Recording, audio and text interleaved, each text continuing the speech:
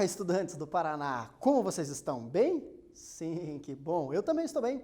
Aqui novamente eu, professor Jefferson, Ciências, interpretando para Libras para nós pela primeira vez. O Cadu está acompanhando, traduzindo maravilhosamente bem aqui. Vamos para mais uma aula sobre ondas. Hoje vamos falar um pouco mais detalhadamente sobre as aplicações médicas das ondas. Vai dizer que não é medicinal você acordar pela manhã com um céu como esse? Pois é, essa é uma das algumas vezes que eu subi o Pico Paraná, ali em Campina Grande do Sul. Fiz essa fotografia aí já faz alguns anos. Aqui aparece a vegetação, essa vegetação se chama Caratuva, só existe nessa região no mundo. E lá ao fundo, o sol nascendo sobre Paranaguá. Bonito, não é? Pessoal de Paranaguá, de Campina Grande, que estão acompanhando a aula. Tudo bem com vocês aí? Que bom, né? Olha que coisa linda que vocês têm. O pessoal de Antonina também está próximo, dá para subir pela outra face do pico, o ponto mais alto da região sul do Brasil. Maravilhoso, a vista lá de cima fenomenal. Esse dia, inclusive, estava lua cheia, foi uma noite muito bonita. Vale a pena, pessoal. Agora, vamos para os detalhes da aula de hoje. É gostoso olhar isso, né? É terapêutico. Olha só, por falar em usos médicos, também tem usos estéticos. O uso indiscriminado do laser na estética pode gerar problemas. Ali na imagem, que estava lá na notícia nesse portal Dourados Agora, mostra uma mulher passando por um procedimento médico a laser. Um detalhe que aqui nessa imagem, eles colocam um brilho aqui para representar o laser que sai do equipamento, mas ele não é um laser visível. Tá? Ele é um tipo de onda que não é visível para nós. Após os anos 2000, os lasers se tornaram a principal arma dos dermatologistas contra o envelhecimento cutâneo, envelhecimento da pele. Laser, pessoal, que não é o nome de uma onda, é a sigla que significa luz amplificada por emissão de radiação. Tá? É só uma sigla. É uma luz que é muito potencializada. Continuando a notícia. Diante de resultados tão significativos e minimamente invasivos, esses tratamentos se tornaram um verdadeiro divisor de águas que revolucionaram os tratamentos estéticos. Nos Estados Unidos, um levantamento recente, realizado pela American Academy of Cosmetic and Surgery, mostrou que o número de pessoas que se submeteu ao laser para rejuvenescer bateu recorde nos últimos 3 anos. Nesse período, houve um aumento de 456% entre o total de homens que buscaram a técnica e de 215% entre as mulheres. Uau, aumentou o número de pessoas buscando. Agora, quantas eram e quantas virou, a notícia não fala. Entretanto, quando utilizados inadequadamente, os aparelhos a laser podem deixar sequelas irreversíveis na pele, alerta o dermatologista. O crescente e indiscriminado uso de aparelhos a laser para fins estéticos derrubou os padrões de segurança e deu oportunidade para que profissionais não qualificados e empresários atuem livremente no setor. Esses aparelhos são caros, muitas vezes o dono do aparelho loca esse aparelho para outras pessoas utilizarem. Muitas pessoas buscam tratamentos estéticos priorizando o preço e não a formação de quem está fazendo o tratamento, muito menos a qualificação dessa pessoa para usar esse aparelho. Então, alguém que não tem qualificação, que acredita saber operar isso, aluga o aparelho de alguém que não exige nada para fazer a locação, simplesmente loca pelo dinheiro, e aí geram problemas péssimos, tá? Então, meus caros, prestem bem atenção. Pode ser medicinal, né? Um tratamento cosmético é algo medicinal? Pode, mas tem que ser feito por alguém capacitado, habilitado. Se você pensa em procurar isso algum dia, se alguém te propõe fazer um tratamento com isso algum dia, tente descobrir o quão essa pessoa é qualificada para operar um equipamento como esse. Por quê? Porque pode gerar problemas gravíssimos e todos irreversíveis, tá? Pensa bem. Isso não só para terapias a laser, para qualquer tipo de tratamento. Qualquer tipo de terapia. Alguém vem com a apresentação para você, eu sou terapeuta, mas essa pessoa realmente é qualificada para ser terapeuta ou ela se apresenta como terapeuta? Tá bom? Não busquem preço. Você comprar uma bexiga pelo preço é uma coisa. é algo que não vai te oferecer um risco muito grande. Você fazer um tratamento medicinal buscando preço, busque primeiro a qualificação. Depois, quando você tiver todos com a mesma qualificação e ela ser a ideal para o que você precisa, dentre esses você escolhe o preço, tá? Entenderam bem? Por favor, tomem esse cuidado com a saúde de vocês. Certo? Continuando. Nossos objetivos de hoje com as ondas medicinais. Curar feliz. Vamos curar esses problemas de maneira alegre. Perceber as aplicações das ondas em terapias. Estar com o caderno para fazer anotações. Confirme presença no aplicativo, envie as atividades, tire dúvidas, contribua com as aulas. Ótimo? Nessa imagem aqui, uma flor de uma tulipa passada por um equipamento de radiografia, de raio-x. Olha que interessante olhar ela, né? Parece até que não é de verdade, e sim um desenho. Vamos lá.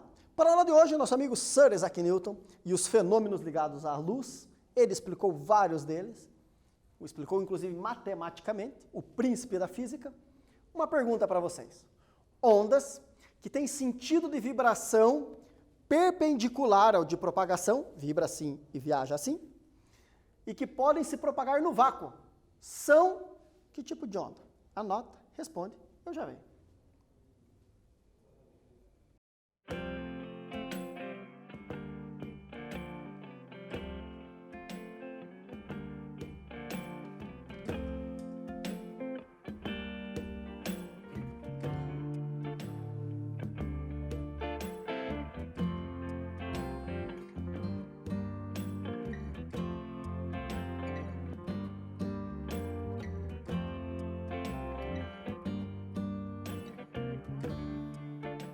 Simples, né, pessoal?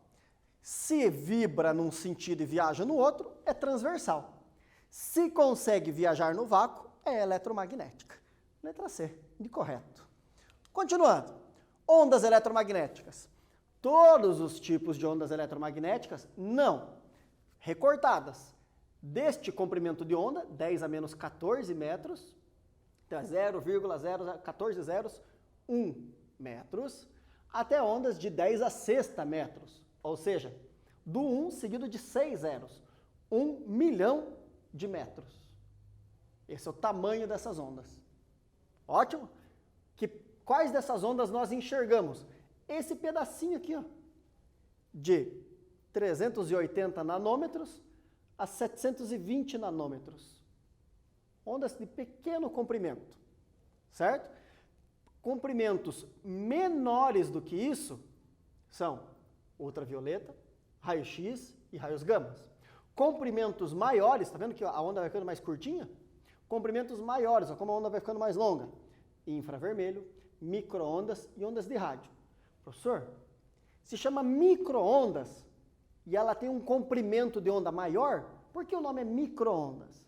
Porque se o comprimento aumenta, a frequência diminui. Então, são ondas de frequência muito pequena. Certo? Olha lá. Comprimento grande, frequência pequena. Micro-ondas. Né? Raios gama. Frequência altíssima, comprimento pequenininho. E nós enxergamos o que vai do violeta até o vermelho. Menos que o vermelho, infravermelho.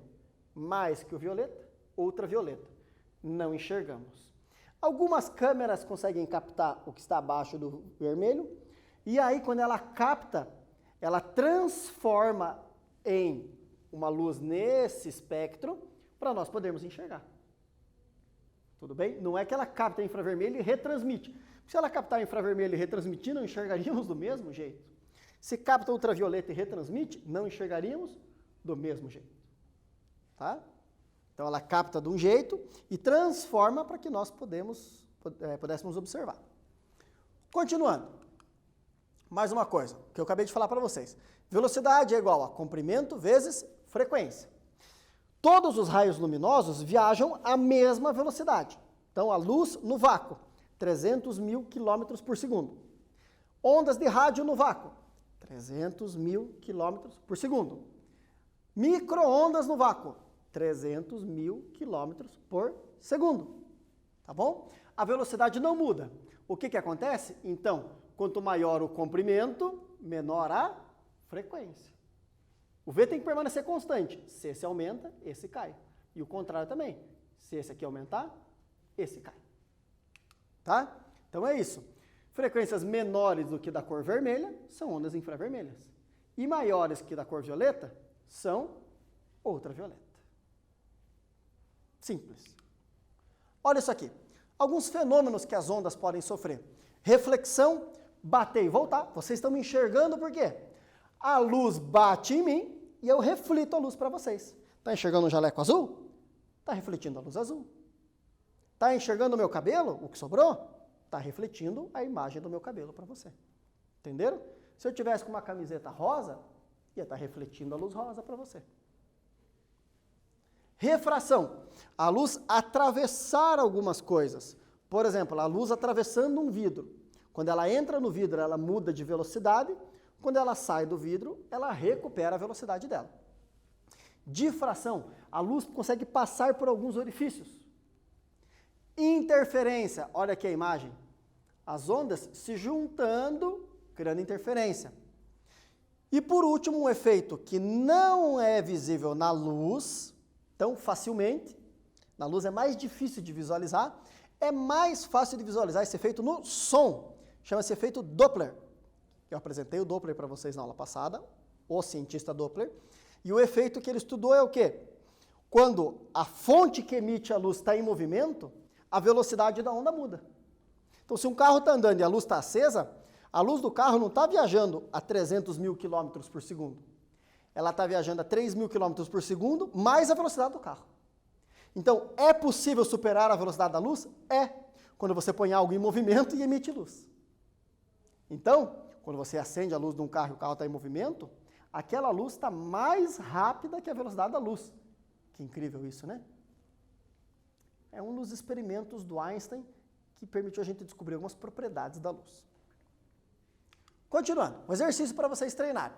Sobre a velocidade de propagação das ondas eletromagnéticas. Assinale a alternativa correta. Copie todas no caderno, responda e eu já retorno com a correção.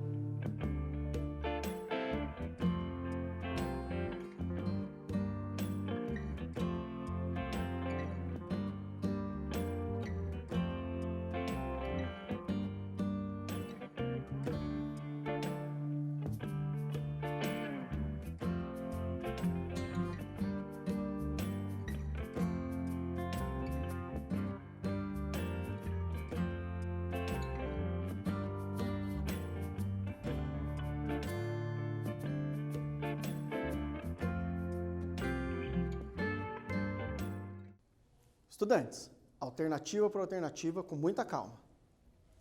Primeira alternativa, letra A.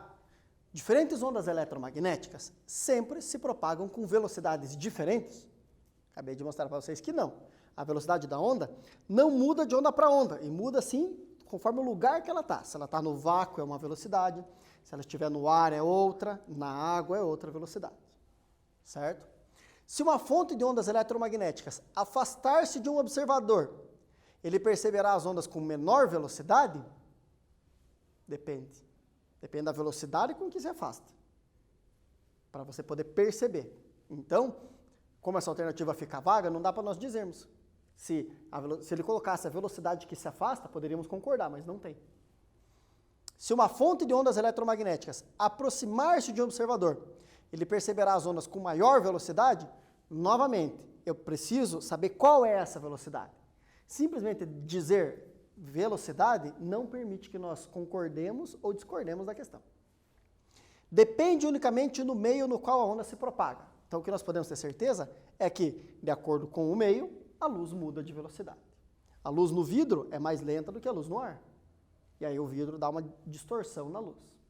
E assim vai, várias propriedades. Seguimos com a nossa aula. Exames de imagem. Aqui uma imagem interessante de um caso não interessante. O que é essa imagem? A radiografia de uma onça parda. Então o agricultor encontrou uma onça parda na sua propriedade, daí ela estava inconsciente, ele levou essa onça para um centro de triagem animal. Eles fizeram uma radiografia e acharam 3 munições de arma de chumbo na onça. Então alguém tentou caçar essa onça. Ele acabou encontrando porque ela não estava resistindo aos ferimentos. É um animal que está em extinção, pessoal. Peraí, né? Calma lá, para quê? Pele, carne, é muito mais barato um frango do que a bala. Então presta atenção, né? Então, em exames de imagem, nós temos 3 tipos principais de exame de imagem. As radiografias, escrita pela radiação. Isso que a palavra significa. Grafia escrita, rádio, radiação. A ressonância magnética nuclear, que ela usa uma onda eletromagnética para fazer um fenômeno muito comum com o som, por isso o nome ressonância. E as tomografias. Tomo é pedaços, grafia escrita em pedaços, é que o exame é como se ele fatiasse a pessoa em muitos pedaços. Então, ele faz uma imagem de cada fatia. Aí eu escolho a grossura da fatia que vai ser essas imagens. Ninguém é cortado nesse exame. A imagem que é só feita em pedaços. Certo? O princípio é parecido com a radiografia, mas o resultado é muito melhor. Consigo imagens tridimensionais. Vamos lá, um por um. Radiografia. Aqui, a mão de um tigre. Interessante nós observarmos o primeiro osso do dedo dele, o segundo osso, o terceiro osso, os carpos, desculpe, os ossos do carpo aqui, as falangetas, aqui, radia ulna. Então veja que ele está apoiado por essa parte aqui no chão, né? A mão já está levantada do chão. Um pouco diferente da nossa anatomia, com os mesmos ossos. E 5 dedos. Legal, né? Igual nós. O que acontece? É colocado um filme, esse filme, quando a radiação bate nele, ele fica escuro. Aqui, ó, que não tinha barreira, a radiação bateu e o filme fica totalmente escuro. Aonde tem os ossos, eles fazem um pouco de barreira e seguram um pouco de radiação. E o que chega no filme é menos do que o que foi emitido pelo emissor de radiação. Então, acaba ficando com as partes do filme ficam mais claras. Eu posso ver com detalhes que a estrutura óssea desse tigre está bem boa. Ele é um tigre adulto, porque os ossos estão bem encaixadinhos. Um tigre mais jovem, esses ossos aqui teriam tecido ósseo só no meio e nas pontas teria cartilagem. E essa cartilagem, o raio-x passa melhor por ela. Se tivesse fraturado, eu poderia ver uma fratura. Se ele tivesse uma lesão de desgaste ósseo, eu poderia perceber a inflamação no osso e assim vai. Então eu consigo visualizar o interior de tecidos duros. Como parte da onda é absorvida, pequenas doses não tem problema. Mas profissionais que trabalham com radiografia têm que se proteger, porque ele está o dia inteiro fazendo radiografias e a dose de raio-x que ele é exposto é alta. Raio-x é uma radiação ionizante, radiações ionizantes alteram tecidos vivos, podem causar tumores e cânceres. Profissionais de radiografia não podem trabalhar mais que 4 horas diárias, tem que usar um equipamento chamado dosímetro para medir a dose de radioatividade que ele está exposto. É uma profissão bem complicada, não é muito simples. Chega ali e tira uma foto da pessoa por dentro, certo? Tem que ter uma atenção bem grande. Continuando. Ressonância magnética nuclear. Olha, parece-se com uma radiografia, não parece-se? Pois é. Algumas questões. Eu consigo captar mais detalhes, veja que ela consegue me dar uma riqueza de detalhes maiores, e também me dá imagem de tecidos moles. Olha, eu estou vendo a musculatura, eu estou vendo o tecido adiposo, a pele. Então eu consigo ver mais estruturas, porque o princípio que ela usa é o quê? Aumentar a agitação dos átomos e captar essa agitação. Como cada tecido vai vibrar de um jeito, ele consegue ter um software que capta essa vibração e transforma numa imagem de alta qualidade. Então, como é que eu gero essa radiação? Por campos magnéticos intensos. Esse tipo de equipamento, a pessoa não pode estar carregando nada metálico, não pode ser feito para quem usa implantes metálicos, esse tipo de exame, não pode ser feito para quem usa aqueles equipamentos que auxiliam o batimento cardíaco, os marca-passos. A sala ela tem que ter um isolamento magnético muito grande, porque uns equipamentos como esse podem atingir 10 vezes o campo magnético da Terra. Então, são equipamentos ultra fortes. Então, muita atenção ao uso. Continuando. As tomografias usam como princípio parecido com o da radiografia também, só que eu consigo visualizar em camadas. E olha só, vendo todas as vísceras, víscera é tecido mole, e eu posso enxergar por dentro das vísceras. Olha só os pulmões aqui, olha o coração, tecido mole, está aparecendo. Os vasos sanguíneos, fígado, intestinos, coluna, conforme vai dando a profundidade que você quer enxergar, você enxerga um pedaço. Quero enxergar a primeira camadinha do corpo, eu quero enxergar a coluna lá atrás. Então, detectores sensíveis a raios gamas, raio-x e feixes de elétrons. libera os 3 ao mesmo tempo, isso bate e volta, e os detectores estão pegando. E tem detectores atrás, porque alguns raios também atravessam. E aí um software junta todas essas imagens e transforma nisso visível para o especialista que está analisando a imagem. Um exercício para vocês. Uma pessoa cai e bate a cabeça fortemente.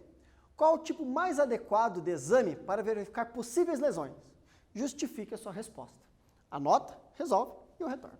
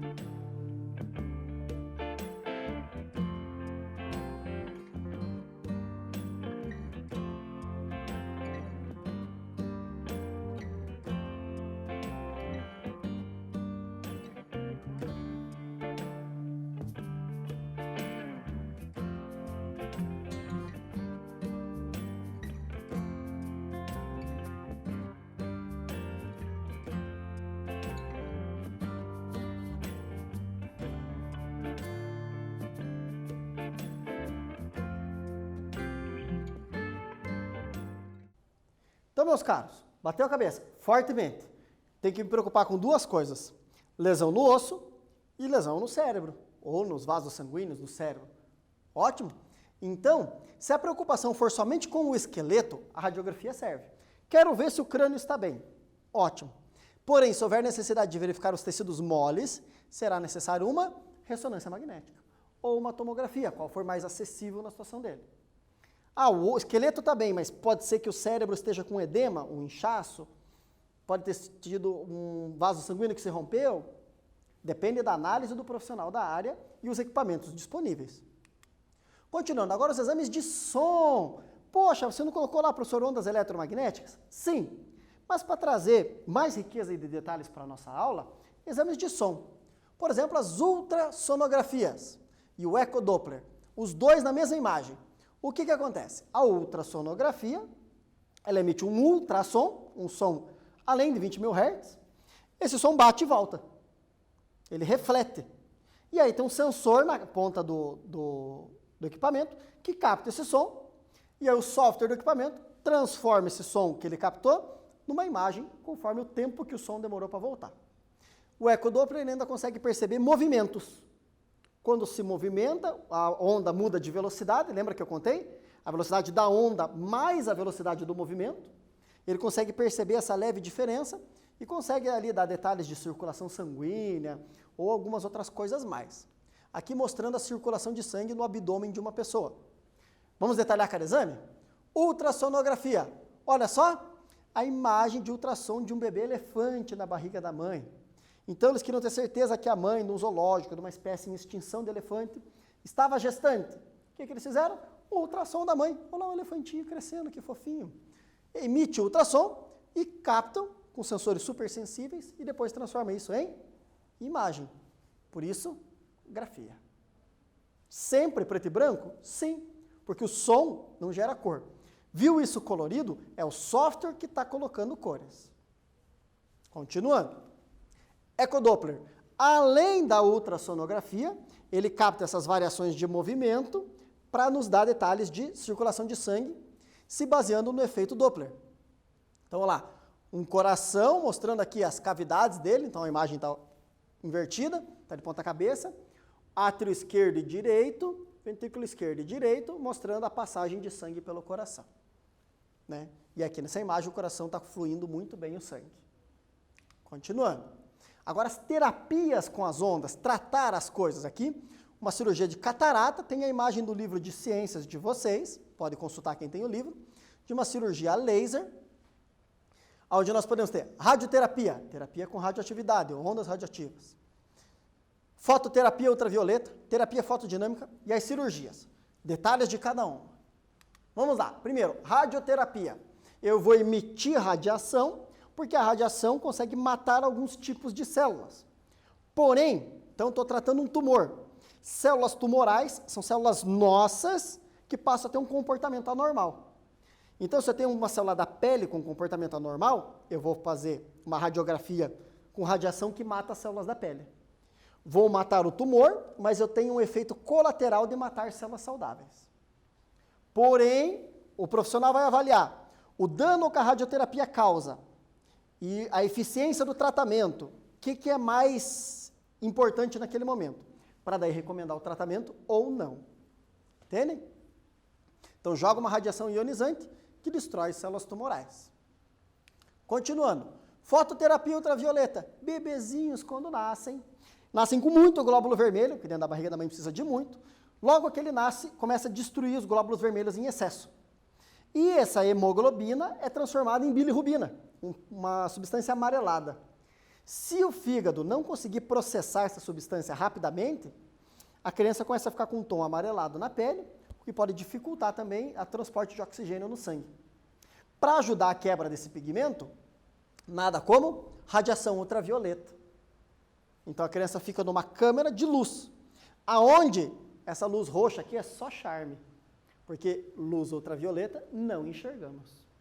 Não é uma radiação ionizante, não é uma frequência que não causa problemas para a criança vai ficar 4, 5 horas num banho de luz e está resolvido o amarelão, a icterícia. Né? Então aqui a foto do recém-nascido passando por esse processo.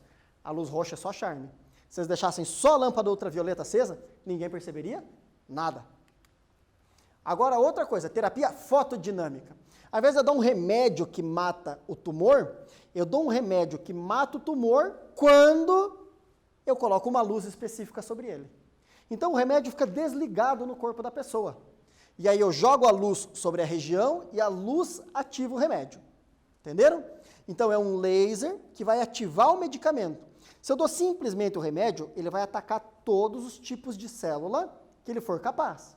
Eu vou ter muito efeito colateral. Agora, se esse remédio é inativo, esse medicamento é inativo, e ele só se torna ativo quando esse laser acertar ele, maravilha.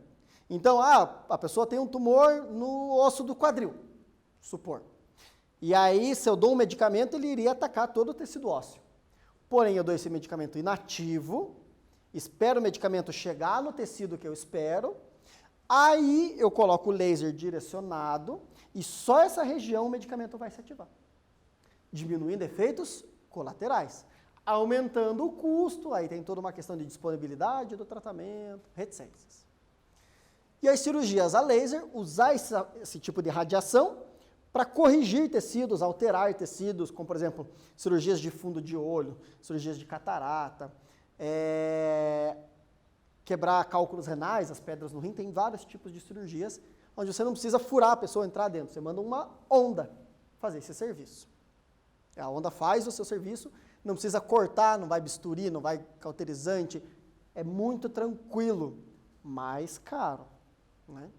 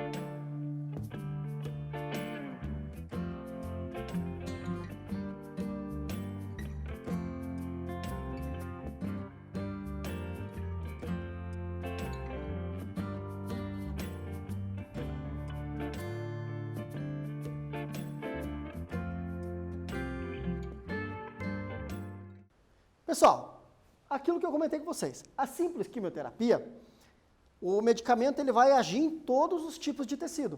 Agora, quando eu coloco o medicamento inativo, e ele só funciona quando eu coloco um laser específico, eu consigo fazer o quê? Diminuir efeitos colaterais. Então, a terapia fotodinâmica ativa os medicamentos quimioterápicos somente no local de ação, diminuindo efeitos colaterais que a quimioterapia gera ao atingir tecidos saudáveis. Melhora a vida do paciente? Sim. E esses procedimentos acabam encarecendo um pouco o tratamento, tornam-se inacessíveis para algumas pessoas? Uma pena. Realmente uma pena. Isso deveria ter um acesso amplo e indiscriminado para qualquer tipo de pessoa que precise.